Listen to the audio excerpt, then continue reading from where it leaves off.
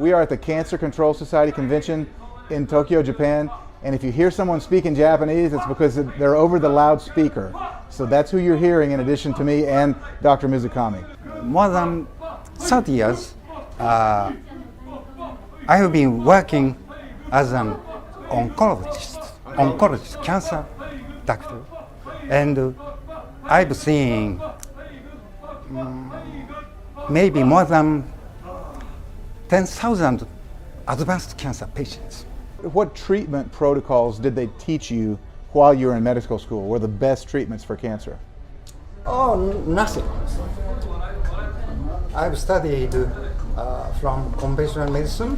Conventional treatment contains severe, low QM treatment like chemo, radiation, big operation. So I don't like that. I was shocked that even in Japan, doctors are taught in medical school that the big three, chemo, radiation, and surgery, are the best treatments for cancer, which, by the way, is on the rise in Japan. I asked Dr. Mizukami whether or not changes to the traditional Japanese diet could be contributing to the rising cancer rates. From ancient times, Japanese have a good tradition of nice diet, but Japanese people want to eat American diet very much. Vegetable and fruit intake have been decreasing among Japanese year by year compared to your country. I think it's a kind of tragedy for us because, for example, young people don't like fruits and they like cake, sweet cake or like we are people. Japanese people like McDonald's. So it's a fact, sad fact. And become obese and another higher cholesterol or higher incidence of diabetes. To keep our health, diet is very, very important, of course. Diet is a very important weapon against cancer. I remember growing up, the one vitamin that I took almost every day was vitamin C, thanks to my mother. One of the most famous forerunners of high-dose vitamin C treatment for cancer was Dr. Linus Pauling. He was a physical chemist and a peace activist who won 2 Nobel Prize awards, one in chemistry in 1954, followed by a Nobel Peace Prize in 1962. The New Scientist magazine ranked him as one of the 20 greatest scientists ever to live. Dr. Mizukami said that he greatly respects Dr. Pauling's work.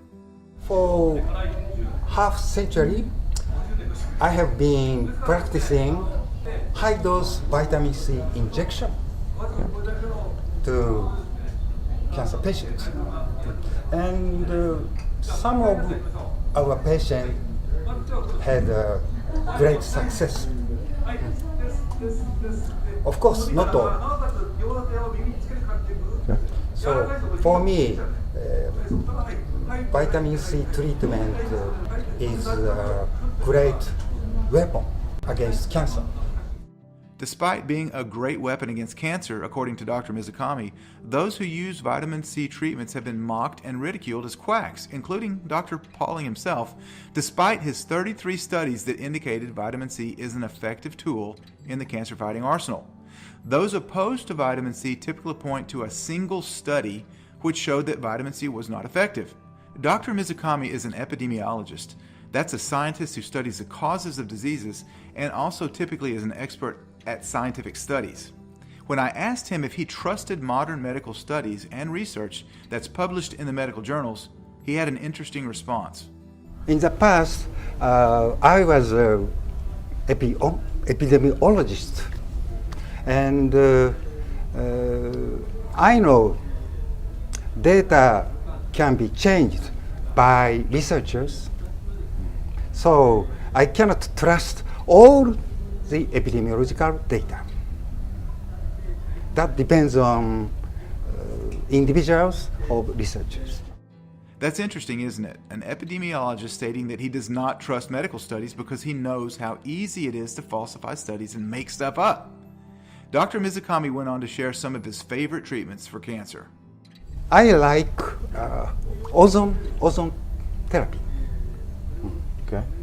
O3 is put into blood, and after that, blood transfusion is done. Very easy way, and no side effect. O3 became soon O2. Patient can have O2, full of O2 blood. And you know, high oxygen blood were not liked by cancer cells. Propolis has a direct killing effect to cancer cells. Direct killing effect. Such a kind of poison. Of course, not harmful to humans, but to cancer cells, very, very poisonous. Propolis has such tendency, such character. I love that.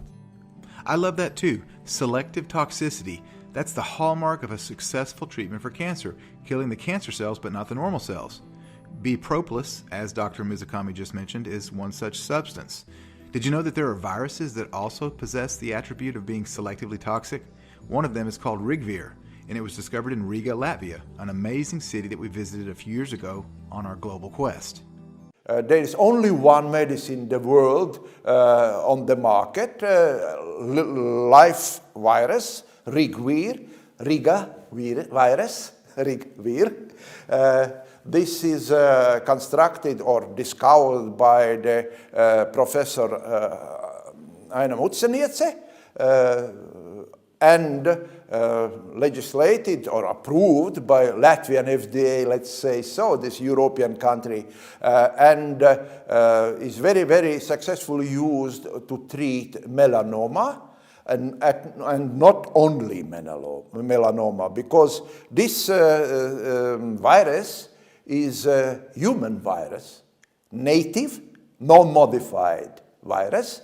The main problem is mutation for all of viruses. This is non-mutating virus. Rigvir is an oncolytic virus, all right? So this is a cartoon, but it shows how the cartoonist would display it. The virus infects a tumor cell, it replicates within the tumor cell, and it just destroys it, blows it up. Rigvir is the first virotherapy, cancer virotherapy, where you have an oncolytic virus, which also has immunomodulating activity. That's the dual mode of action. As Dr. Peters Albert stated, Rigvir, which is short for Riga virus, seeks out and kills cancer cells while simultaneously modulating the immune system, which is the white blood cells, also known as leukocytes. Now, there's several types of leukocytes, which include lymphocytes, macrophages, monocytes, and dendritic cells. We can cultivate monocyte to dendritic cell by culture. And here in Japan, we have a technology of multiplate monocyte to many numbers. Because in conventional treatment, one monocyte only to one monocyte. But we can multiply by hundreds.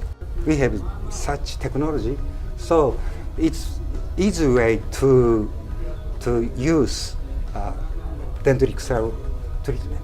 My dream is for even advanced cancer patients, no side effect, very safe, high quality of life. That's a great dream. That's our dream as well, for cancer patients to have quality of life. And remember that cancer is not a death sentence. There's always hope.